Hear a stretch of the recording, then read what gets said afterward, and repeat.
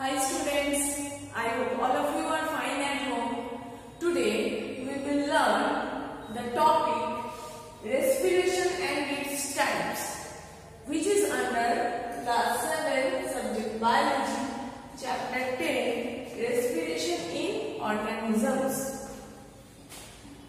Now students, what do you mean by respiration? The process of taking oxygen into the cells, using it for producing energy and removing the gaseous waste products, that is carbon dioxide and water vapor, is termed as respiration. So I repeat again the definition. The process of taking oxygen into the cells, using it for producing energy and removing the gaseous waste products, that is carbon dioxide and water vapor, is termed as respiration. Thus, we respire to produce energy. We respire to produce energy needed by the body for its various activities. I hope you know students that we need energy to perform various activities every day. Respiration involves two processes. So respiration involves two processes. They are breathing or external respiration. Breathing or external respiration and cellular respiration or internal respiration. Now students, what do you mean by breathing or external respiration? The process of inhaling fresh air and exhaling the used air is known as breathing or external respiration. I repeat, the process of inhaling the fresh air and exhaling the used air is termed as breathing or external respiration. Now in this process, what happens? We inhale the oxygen and we exhale out carbon dioxide and water vapor from our body through various respiratory organs. Next is cellular respiration or internal respiration. Now what do you mean by cellular respiration or internal respiration? Let us learn. Cellular or internal respiration takes place inside the cells. Of our body. In this process, glucose obtained during the digestion of food.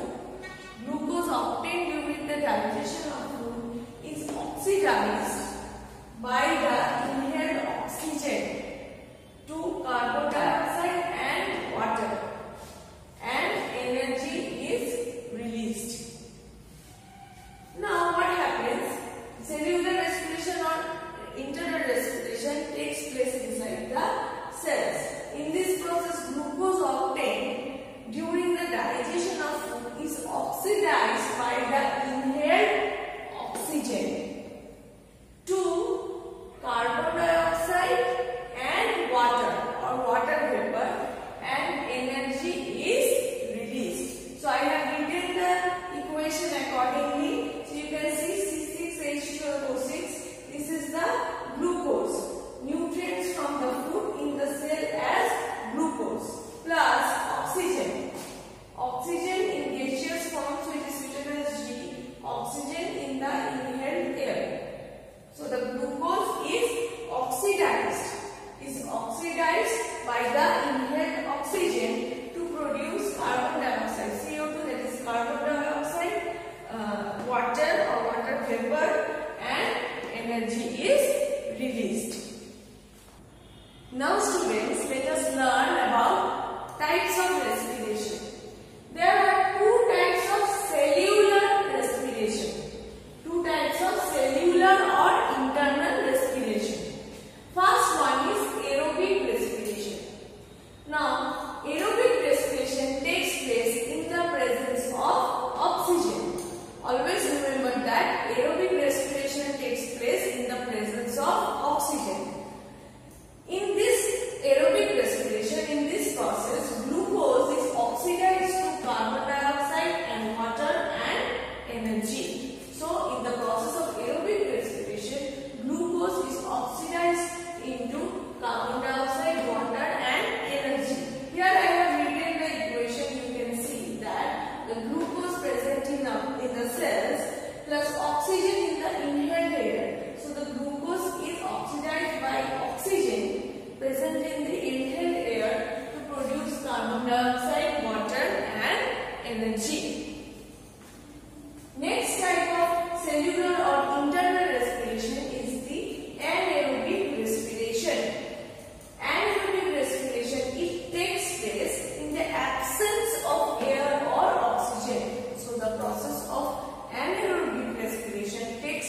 in the absence of air or oxygen.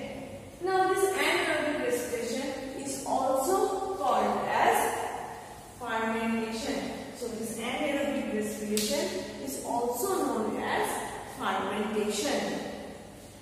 In this process of anaerobic respiration, glucose is converted into ethyl alcohol, carbon dioxide and energy. So in the process of anaerobic respiration, which takes place in the absence of air or oxygen, glucose is converted into ethyl alcohol, carbon dioxide and energy. You can see I have written the equation here.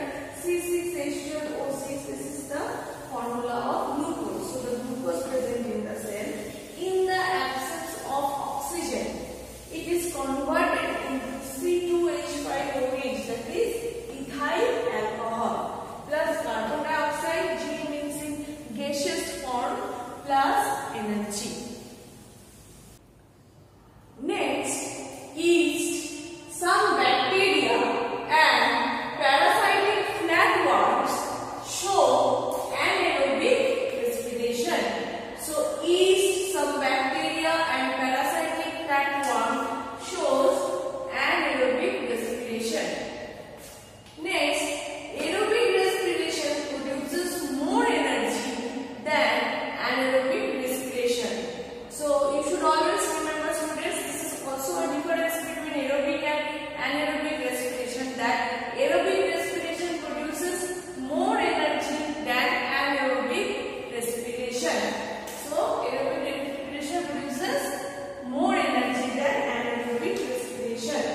In case of animals and humans, anaerobic respiration takes place in muscles during physical activities.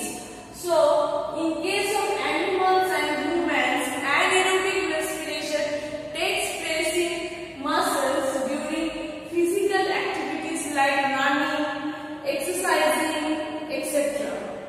But only for a short time.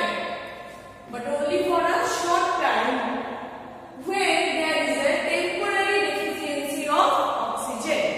So when we run or do exercise, there creates a temporary deficiency of oxygen, and at that time anaerobic respiration takes place in the muscles of animals or humans. During such anaerobic respiration, glucose is converted to lactic acid and energy is given out. So during such anaerobic respiration, glucose is converted to lactic acid. Glucose is converted to lactic acid and energy is given out. So I have written the equation here. You can see glucose in muscles. This is the glucose C6H12O6. This is the formula of glucose. So glucose in muscles, in the absence of oxygen, it is converted into lactic acid. This is the formula of lactic acid, plus energy is released. Now students, accumulation of this lactic acid causes cramps in muscles or causes muscle cramps. Hot water bath or massage can give relief from these cramps. This is because the hot water bath or massage improves blood circulation in our body. It helps to improve the supply of oxygen to the muscles, and this increased oxygen supply